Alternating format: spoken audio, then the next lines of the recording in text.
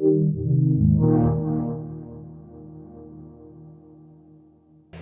I'm Hannes Seifert. I'm studio head at IR Interactive. What are you guys showing here new with Hitman? Yeah, today it's the first time we actually show hands-on for our new Hitman game. It's going to launch on March 11th, and we have it running here on PS4 and PC, and it's also going to be available for Xbox. And what have you guys learned from past Hitman games that you're applying to this new Hitman title? So one of the key things for us is the IO has been around for a very long time, and Hitman has just celebrated 15 years. 15 years of Hitman. In these 15 years, we only shipped 5 games so far. And what we did is, when we look back at these games, we're obviously not a studio of a size where we churn out a new game every year. So it takes us a while to make a game. And when we looked back, we tried to distill what was the things that people and our fans really liked about each of these games, and also honestly looking at what people disliked. So we came up is it was very apparent that the open world approach of Blood Money, the freedom of choice, the safe game, that was something that many people consider the peak of the series so far. But people also liked the world traveling, the assassination tourism aspects of some of the previous games. When you look at Hitman Absolution, we developed new technology. It made the game very sophisticated technically, but also the actual controls and the way it feels on the sticks was something that was, I would say, so far the best that we have done. Obviously, there was negative things, like I would say the clunky controls of the past games, and Hitman Absolution was also considered too linear for a story, for an open world game like Hitman is. And we took all of that into account, and that was our starting point for the new Hitman game. That's also why we actually adapted just Hitman without any subtitles for the first time in the series. Because it's a starting point for us, we decided to go only for the current generation of consoles, not being backwards compatible, because it's the first time we can actually deliver such huge environments with this really high density that we have in the game, and that also the game is renowned for. And that is, for us, the start of the years to come, the start of our, what we call, World of Assassination, which this first season, is the actual beginning of a storyline that will evolve over multiple games to come.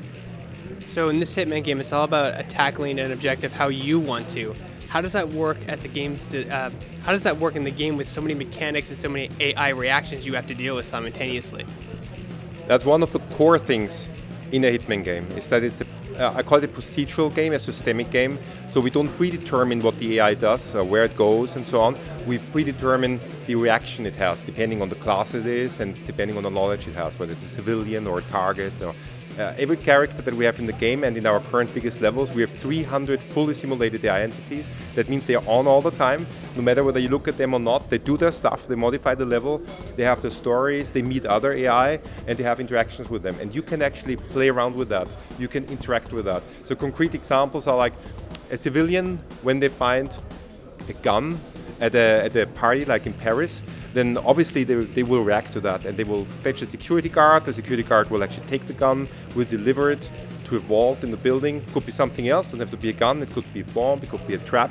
And that way you can use these mechanics and kind of chain them up, that a security guard smuggles stuff for you into the building or into a location where you know where it's going to end up. And that is, I would say, pretty unique to Hitman. And that is also, when we look at how we test the games, we need to make sure that our systems work, because we cannot possibly test all the variations. And that's also what our players do. They test what they can do with the game. They like to screw around with it and test its limits, and that's why we call it a creative stealth-action gameplay. You decide how to play it, and it's actually very simple. You have a target to kill, the rest is up to you. Talk a little about the environment and the intriguing level design, because you have a gigantic sandbox for an assassin to play in this game. Yeah, thank you. Yeah, I hope you have had time to play it so far. And yeah, I know our Paris location alone can be pretty daunting already, and it's just one of 2 locations we ship with the intro pack. But our design process has some, I would say, some dogmas. So first, when we choose a location, the new Hitman game is about 47 in his prime. He's traveling the world to take out the powerful and really well-guarded targets.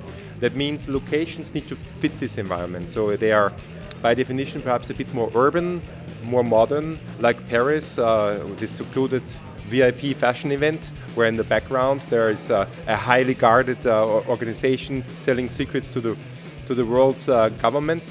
And these kinds of things fit our locations pretty well. And when we have these locations, we also want to make sure that you can traverse and navigate very freely in many areas, that you have what we call social stealth when you're in the right disguise, that you can determine your own pace. You're not in a level and all of a sudden someone attacks you and you need to run forward.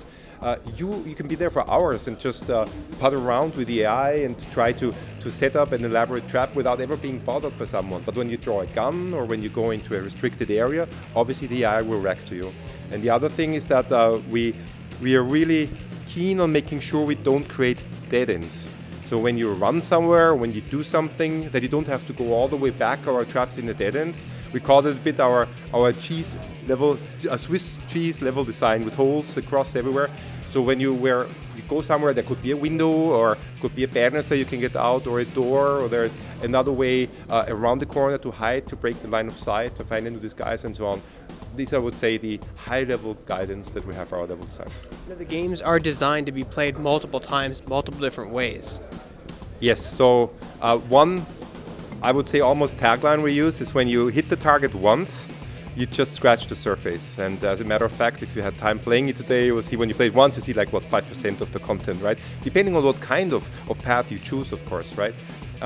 And we have this feature we call opportunities that shows especially new players to the game, or perhaps also players that for the first time are overwhelmed by how big our locations have become now. It shows like the buffet of the memorable hits we put in there. We know there are thousands of ways to kill your target, and players come up with these because that's part of the emerging gameplay. But we want to make sure there are enough either very interesting, iconic, or very funny ways to take your target out.